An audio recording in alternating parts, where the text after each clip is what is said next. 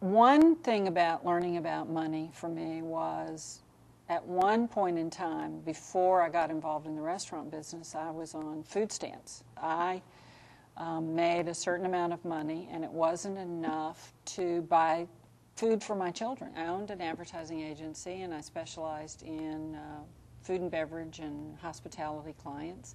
And I had a company of clients that I ended up doing business with, exclusively running their marketing and PR and advertising business, because I loved them and I loved their business.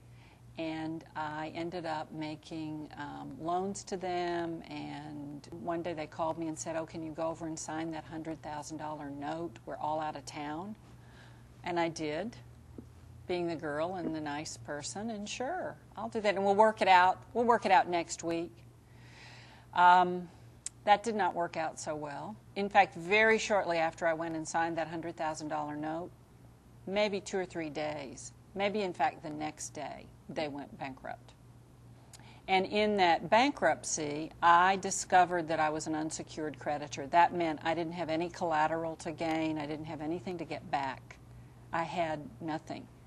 As my bankruptcy lawyer told me month after month after month after month, I had nothing. I became the landlord of the bankrupt restaurant. So when I started, I was $1 million in debt. I had no idea how to run a restaurant.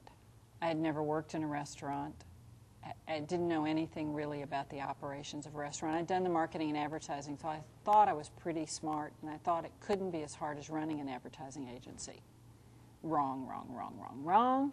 But my solution to that was I taught myself every bit of the business. I washed dishes, I prepped, I chopped, I got accounting textbooks. I called anybody that I could to ask a stupid question. I was never afraid to ask the stupid question, and so very, very often I got answers, and I acted on all of them all the time, every day, all the time, endlessly. This year, 17 years later, we'll probably do about $3.5 million, and my goal is probably about 4 to 5 here in this location. And that's pretty good for this little part of the world. Credit card debt, mortgage debt, debt in general, which we have honored in our culture, is the biggest hoax that we've played on ourselves, our children, and if we don't explain that, because it's easily manageable. If you actually go into those debt calculators and look at them, first of all, you have to figure out how they work, and then you have to figure out the concept of interest. If people could learn about interest, just internalize that concept, it could drive how everything else is done for an individual.